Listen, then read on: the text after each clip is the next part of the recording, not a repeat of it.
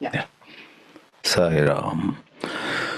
With prostrations at the holy feet of Swami, I express my happiness coming here again within 2 years to join all of you in some loud thinking on spiritual topics. This evening we wish to apply our mind to a very interesting message that masters give us. Attain enlightenment by renouncing desires. So if somebody feels hungry and desires to eat food, is spirituality asking that person, don't desire food? No way. Somebody is thirsty, or somebody notices there's a rainbow and wants to go out and see the rainbow in all its splendor. Does the Adhyatma Vidya ask her or him, shh, don't desire to see this rainbow. Your liberation will be missed by narrow margin. Shut your eyes, close your ears. No way. So we must be clear, therefore such sessions are meaningful. What actually is meant by asking us to renounce desires? I once went to some friend's house and the friend showed not only his new house but the garden behind his house. Went around and I saw in his garden wonderful roses were in full bloom. And I wanted to see more vegetables, various other flowers. I wanted to, that was desire. But then another component arose in my mind. Another thought arose. I was trying to grow similar plants at my house, in my backyard. Nothing grew. Everything dried up. Oh, why should this friend have all this? Why not his garden dry up and roses bloom in my garden, vegetables come up beautifully in my garden, not in his place but my place? That component is the dangerous thing. Because when there is desire of that kind, it creates a division between others and us. It fattens the sense of self-importance. I want to be the most good-looking one. I want to be praised as the most intelligent one. I want to be somebody. I want to be something. Such thoughts come. There was a town where a lot of people were unemployed. And one gentleman in that number of unemployed people was really suffering. We want to become somebody. I want to become something. Finally, it ends with an interesting note. He built an organization of unemployed youth in such and such town. And he made himself the president and printed visiting cards. I am now somebody. Now, this wanting to be somebody, stand out, be higher, etc., goes beyond how God created us. The Adhyatma Vidya, the science of spirituality, says you and I are welcome to enjoy this beautiful creation. Good food, drinks, music, why not? And there are a number of biological urges. That is not an issue. But the psychological urges, when we have an ego and it is for the gratification of the ego. Suppose you are eating ice cream and I also want to eat, I eat, no problem. But suppose I see what ice cream you are eating and I say, I want to pick up a bigger size ice cream. And I ask somebody, take a photograph. Whose ice cream was bigger, more expensive or something?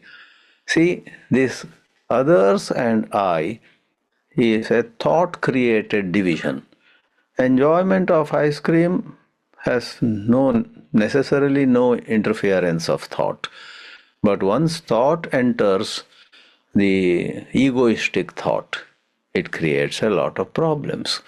Therefore, you and I should develop an intelligence to distinguish between what is normal, natural, biological, God created desire and what is arising from egoism.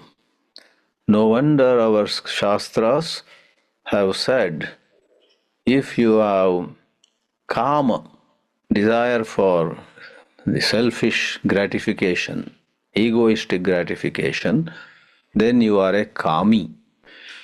If you don't have kama, you are going with the flow, you are one among all.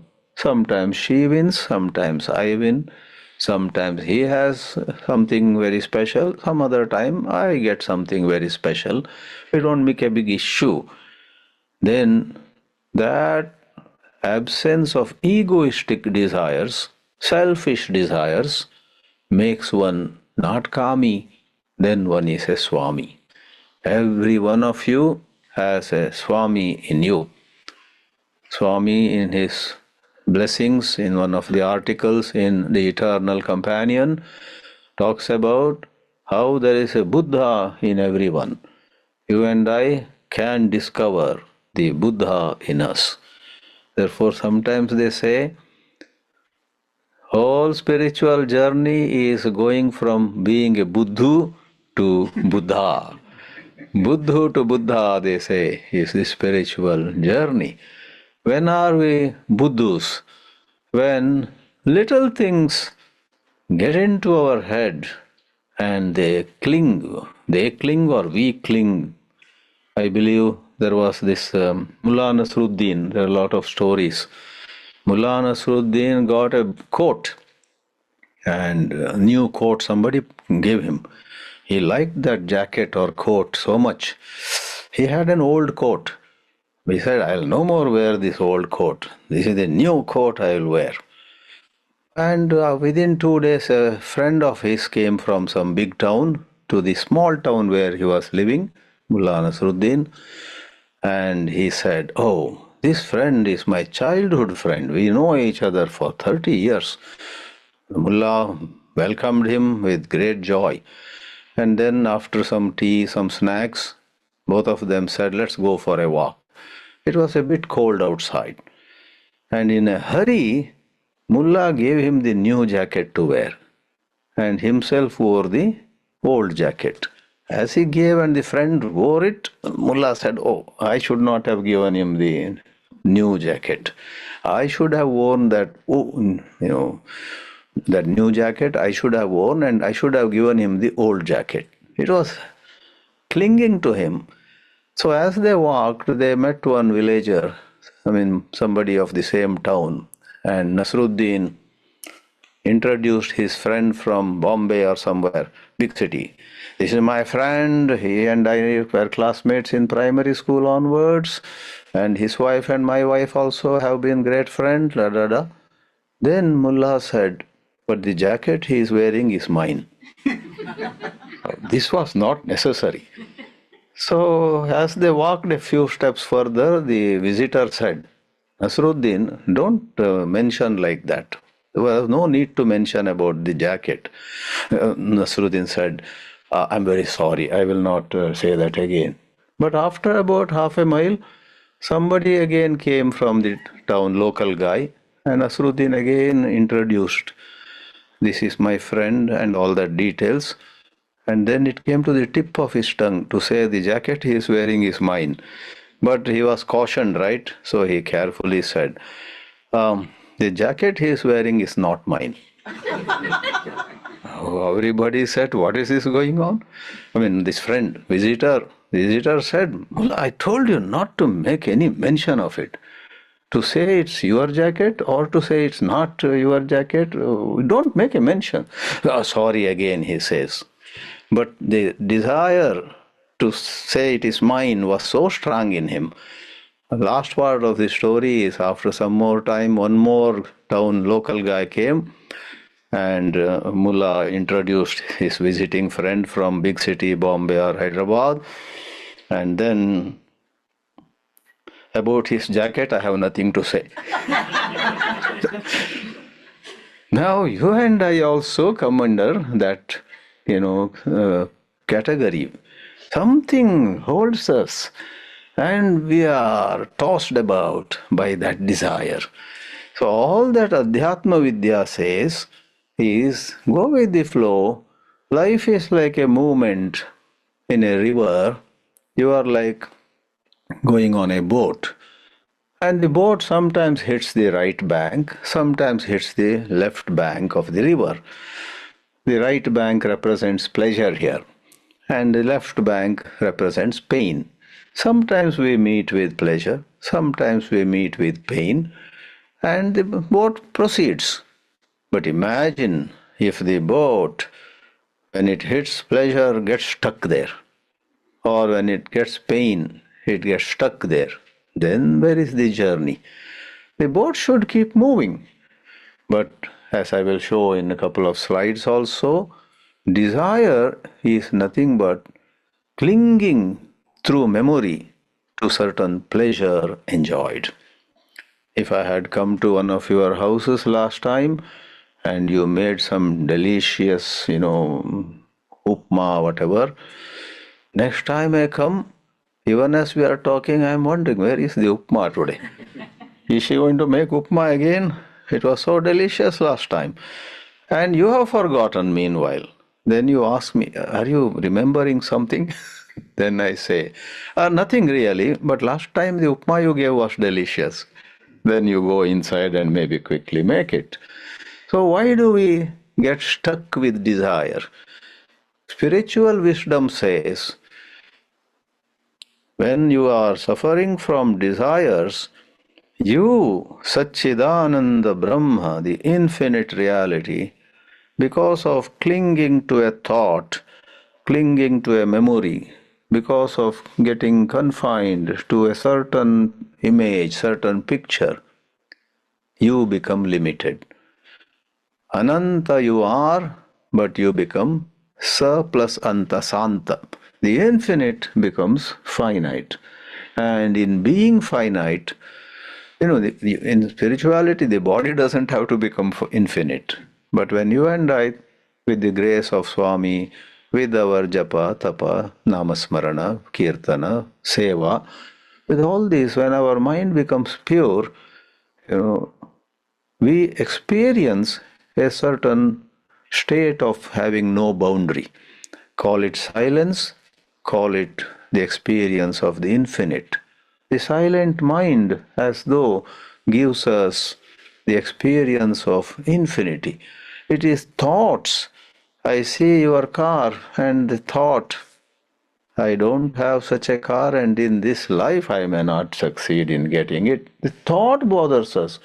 Is it not having the car that you have which is causing sorrow to me?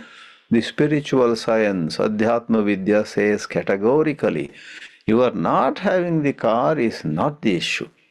But it has become an issue because of a certain programming of your mind, certain conditioning. And that conditioning is called desire. Can we at this point look at some slides? Yeah, is it possible to show them? Yes. So once more, prostrations to revered Swami Avatar. So we go to attainment of enlightenment by renouncing desires. So desire and fear, a certain Mahatma said very rightly, as the second bullet says, desire is memory of pleasure enjoyed. I already gave the example of the upma. And many times we feel fear rising in us.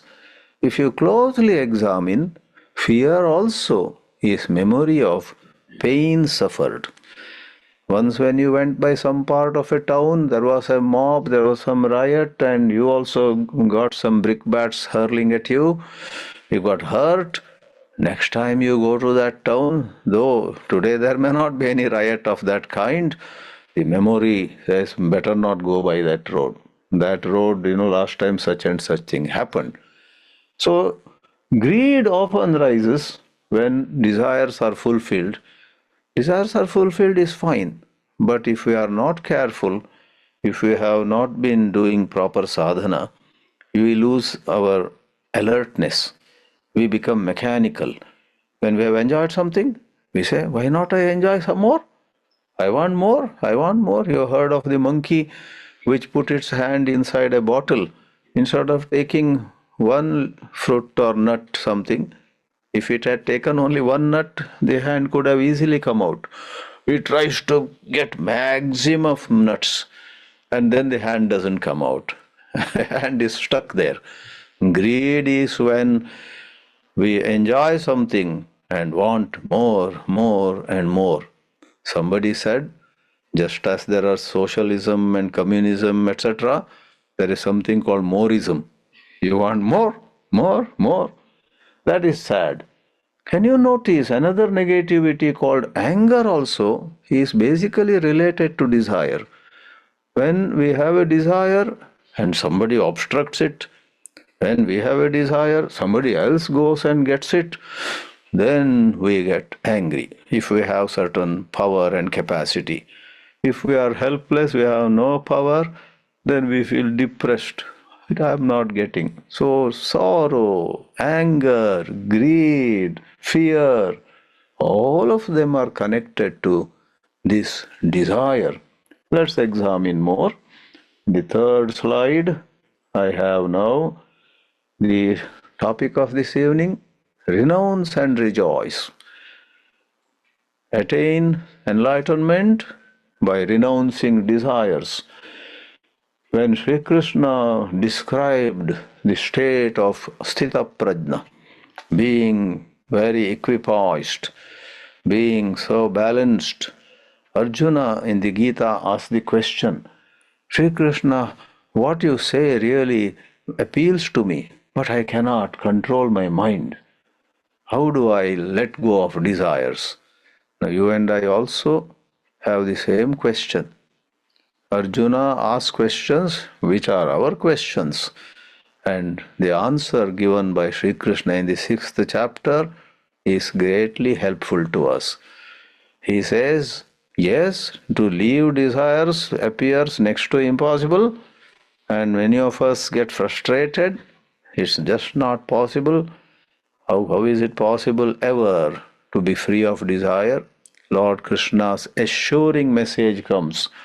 You can control your mind, which is in the context of this evening's topic. You can let go of desires by developing detachment and through practice. The original words in the Gita being Vairagyena Abhyasena.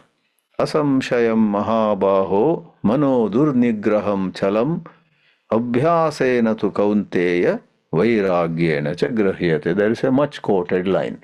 Abhyasa is practice and Vairagya is detachment. And Vairagya cannot be ordered on Amazon. I want 10 grams of Vairagya urgently before this weekend. Everything is available. Vairagya can't be got by Google search. You will get passages on it. To get Vairagya, you and I have to exercise Viveka. No matter how many times we have failed, no matter how many times we did foolish things, can we, in the next 10 minutes, in the next 15 minutes, be alert, be a little vigilant, and a certain, possibility of our getting attached somewhere, desiring something rises. Do not hastily say, I don't want. Ask yourself, do I need it? A young couple other day in Seattle said to me that they have made a policy for themselves. They are already into spirituality. They think of 3 levels. One is need. Do we need? A little above is do we really desire? And above for that is, are we greedy in this matter? And the young couple have made a policy that if we really need it, we'll go for it. We'll honor our needs. And as for desires also, occasionally we'll fulfill our desires. But if we notice that it is greed, we will always avoid. We will not, out of greed, simply collect things. And that apparently they said that has helped us a lot. Occasionally we fulfill our desires, but we don't allow any greed to hijack us. So practice is possible. And Viveka is possible through learning to be alert. Even scholars sometimes just collect information about Shastras, but in their real life, they are not alert. It seems two professors were discussing about attentive living, alert living, vigilant living, etc. Very scholarly way. The driver was driving. At the end of their journey, he had to say, "You have reached your destination, please get down." They got down. And then the driver very softly said, "Gentlemen, in the last 1 hour you were discussing so much about attention, awareness, alertness, vigilance, all that. Did you notice something happened in the journey?" "What happened? What happened? Tell me. Tell me." Each of them said. Then the driver said, "The car hit a cow and the cow fell by the roadside. And then I stopped for a little while, but then some villagers came to take care of the cow. Because you are already late for the meeting, I proceeded. Did you notice that?" Then they said, "No, we were discussing how to be alert, how to be attentive, how to live in awareness outside and inside, how to have unbounded, undivided awareness." So we got lost in that. This is what happens to people, all of us, if we only become bookish. Therefore, with a little bookish study, we have to give more attention to how we actually live. Bookish study, books are necessary. They give a starting point. But by memorizing a paragraph or memorizing a shloka on what it is to be alert, Viveka Chudamani says, mere scholarship is bhuktaye natu muktaye. It is for bhukti. If you are a scholar, you will get invited at many places, or your books will sell well and you get some money, but you won't be liberated. If you want liberation, don't get caught in scholarship. Therefore, Swami also always advised seva. Do seva and fix your mind in God. And then, yes, learn scriptures. He gave a place for it, but he cautioned everybody, don't get carried away by mere grantajnana or pustakajnana. Going further, we have Arjuna again says, all this we hear, but our life tends to be sinful. In the 3rd chapter, he says, Atakena prayuktoyam papam charati purushaha anichannapi varshneya baladiva nyojita. The word used is papam. Papam means sin. Why do we commit sin? Why does a man, by man is meant all of us, why do we commit sin? Though the word sin is used, the meaning of it is, why do we live in a disorderly manner? Why do we hurt each other? Sometimes in interpersonal relationships, if we hurt people, Swami, I think one of the statements I always remember of him is, never hurt. What is that? Do not hurt, but help. Help ever, hurt never. Oh yes. There are 2 or 3 such sentences. Help ever, hurt never. To hurt is sin. When the word papam is used, please do not imagine killing a cow and some such things. Even on a daily basis, suppose we are hurting people who are working with us, who are under the same roof, then that is, in a larger interpretation of the word papam, it is papam. And Arjuna asks, in spite of my best efforts, I keep hurting people. Later regret. But again, next day I hurt people. Why does it happen? Sri Krishna says, behind that tendency to hurt is desire. That's today's topic.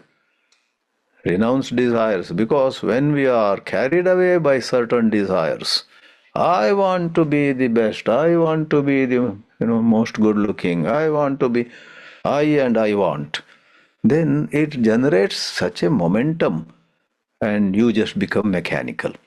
Though you had decided early morning, today I will not hurt anybody, you forget it. Because desire is like a terrible force. Kama esha, krodha esha, rajoguna samudbhavaha. There is a shloka. And in a single shloka thereafter, Bhagavad Gita gives us 3 illustrations. It says, Dhumen Agniriva and Malena, Darpanam, and third one is Garbena, Garbha, the third is the English translation, embryo by the womb. Dhumen avriyate vannihi yata adarsho malena cha yata ulbena avritah garbha tatha tenedam avritam. Oh, beautiful illustrations are. Dhumen avriyate vannihi is when fire is covered by smoke. You just blow some air, the smoke goes away. Relatively easier. Whereas, yata malena adarshaha, the mirror is covered by dust. By poo-poo it won't go. It will need to take a piece of cloth and wipe the surface. A little more effort. And when the womb is covering an embryo, no blowing air, no piece of cloth upon the pregnant woman's belly. It has to come out at the right time, 9 months typically. So increased, levels of difficulty, and that is human life. There are people who are very tamasic. They, no matter how much life teaches them lessons, they don't change. Then there are some, with some blows, life gives us hard knocks. Even as you and I feel proud about ourselves, tuck, some unpleasant thing happens. Then we learn. And then there are some sattvic people who realize that, hey, I am nowadays behaving in a selfish way. So before life teaches them hard lessons, they realize and they easily let go. That is conveyed by how desire expresses on 3 levels. One is a such level where it's easy to let go of them. Second is a bit difficult. Third is most difficult. Further, now we see what is enlightenment, because the topic we chose is attain enlightenment by renouncing desires. Oh, before that, what is desire? Yeah, then we'll see what is enlightenment. This I have somewhat explained. Desire is a thought. Desire is an emotion. Desire is not integral to our being. We are capable of being with desire. We are also capable of being without desire, though it's generally difficult to switch. When this desire holds us, that's what it is. But the Vidya, the science says, you have the potential to be free of desire. How to bring about that change is to be looked into. Desire, as we said before, yes, pretty much we said this, it's a self-deception. You are actually Ananta, your love is infinite. You are loving and you are lovable. But when desires hijack you, you begin to act very selfishly. You don't love people unconditionally. In the so-called love, you wonder, what do I get if I love? I want to love you if you give me something. That kind of conditional love. Therefore, it is a self-deception. And as we said, what is objected to in the scriptures is psychological desires. Biological, I began my talk saying, if you feel thirsty, and if you use the word, I desire to have some water, Just by the word desire that you use, nobody should take you to task. And drink water. A number of things are, in certain situations, all of us desire. If it's too cold, we desire to have some warm clothes. If it's too hot, can somebody turn the AC on? We say. So, we should see clearly what is genuine biological movement of thought, which is natural to any organism, but what is so special about me that because of some programming, some influences, some conditioning, wanting to be better than somebody, imitating, these are all artificial things. Till yesterday I had no desire. Then I see my neighbor has bought something. And I say, if he has bought it, I want to buy something better. Then there is something fishy about it. Therefore, Sita Pradna Lakshana begins with Prajahati yada kaman sarvan parthamanogatan atmanyevatmana tushtaha Sita Prajna stadochyate, the famous line in the Gita. Please be clear, desire is something artificial. The Shastras, Mahatmas, Swami asks us to leave what has come into us like an artificiality. It's not our true nature. Go back to your own true nature. That's self-realization. So in the next slide we see what is enlightenment. Enlightenment is when all kinds of artificialities are let go of, and the famous mantra, Asatoma Sadgamaya. Desire, psychological desires born of comparison and competition, arise from spiritual ignorance. When we see things as they are, without the coloring by conditionings, then we move towards Sat. Go from Asat to Sat. Go from darkness to light. Tamasoma Jyotirgamaya. And really, what is called Asat or what is called Tamas, darkness, is living in death. What is called Sat, what is called light, is living in immortality. Mrityor ma there means mam, me. Lead me, mam. Amritam gamaya. And the signs of enlightenment are, once we are elevated spiritually, we do not discriminate, we do not have partiality, equal-mindedness.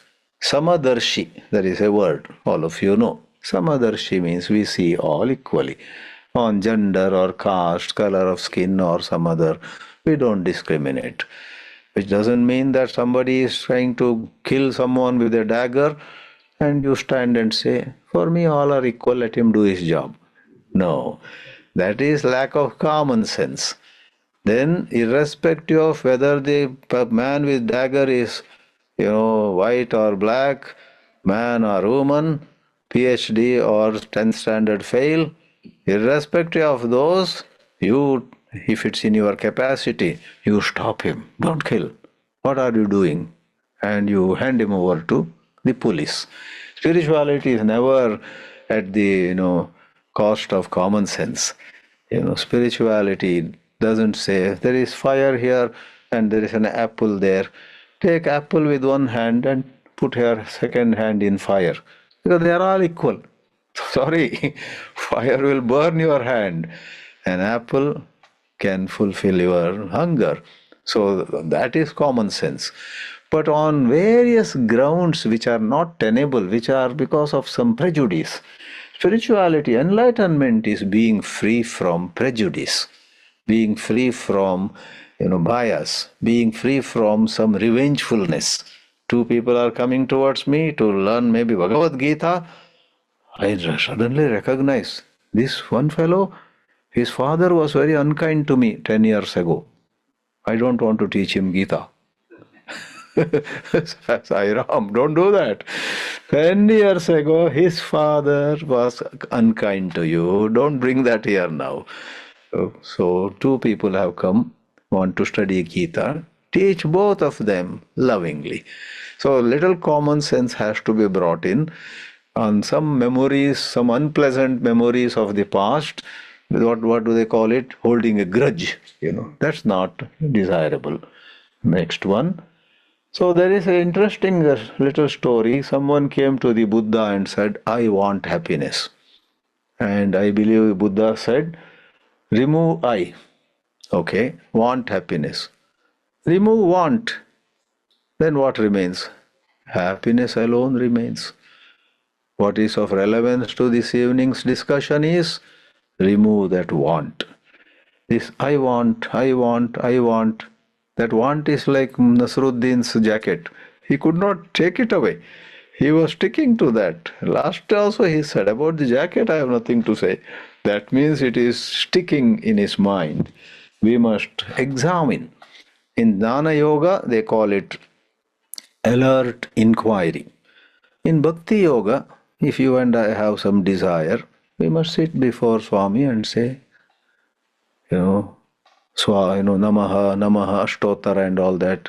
With each Namaha, if you are doing a Shiva Puja, Shivaya Namaha, Maheshwaraya Namaha, Shambhave Namaha, Pinakine Namaha. With each Namaha, you say, Oh Shiva, take away my anger, take away my lust, take away my greed, take away my negativities in that way.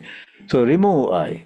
And in this perhaps last mantra, various tools are available to handle our mind with certain skill and maturity. Learn some pranayama, breathing exercises.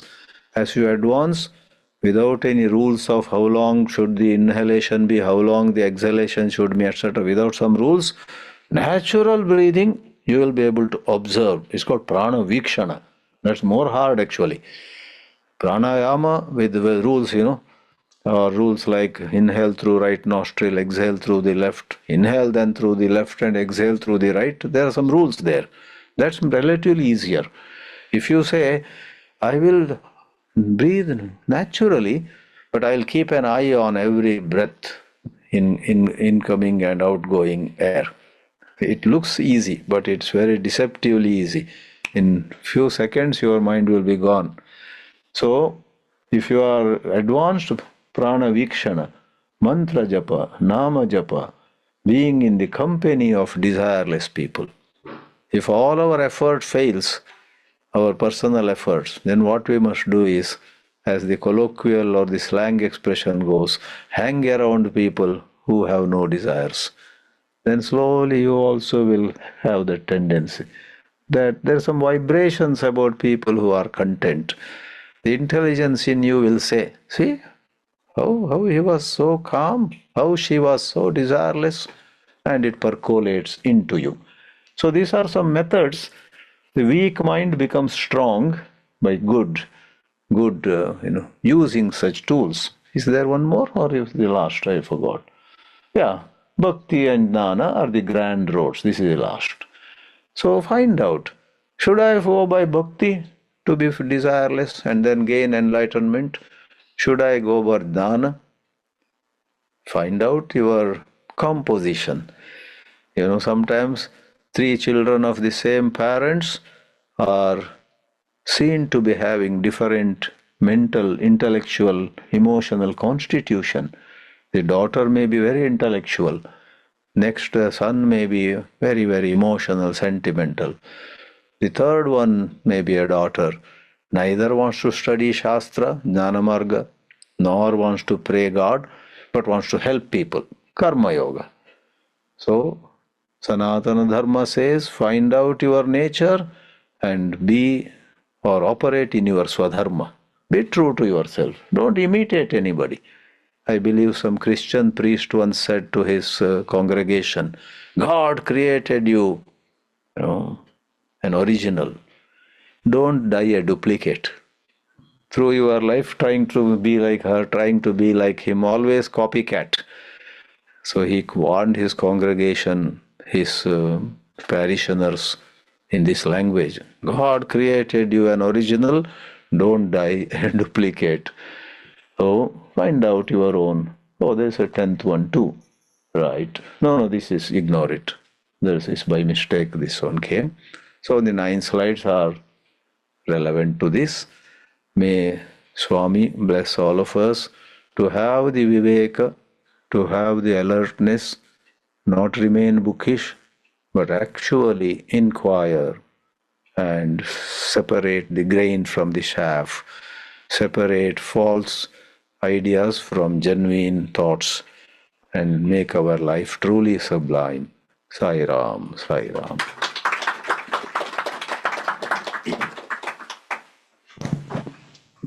Thank you, Swamiji. Any questions? One or two questions we can take. We can take just a few questions. Anyone have? Okay. All desires bad, or they are good desires or bad desires? There are good desires too. Therefore, our journey begins with identifying good desires and going by them, identifying bad desires, and to the extent possible, exercising restraint. At any point of time, we do have limitations. All talk is good, but actually, when a desire arises in us, how much capacity we have to control ourselves is questionable. We don't know. So, there are some good desires. In my talk, I talked about natural desires and so on. Good desires. You want to help somebody, you want to get up a bit earlier, or you want to have something like that young couple in Seattle told me. You want to pursue need, definitely, and some desires also occasionally. And those desires which you occasionally would pursue are good desires, harmless. They are not any kind of adharma. With your own hard-earned money, you want to buy something and enjoy.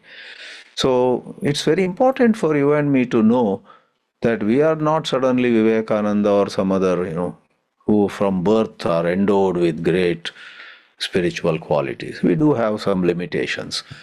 Therefore, understanding our limitations, our nature, we may permit ourselves some desires to be fulfilled, and they are the good desires. But when we see that this desire is wicked, this desire will down the road within a few days I will regret, I will repent, then we must try our best not to pursue those bad desires.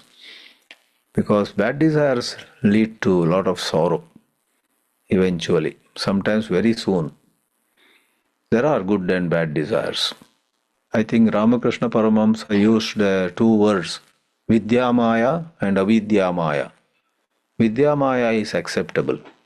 Avidyamaya can be very, very destructive in our life.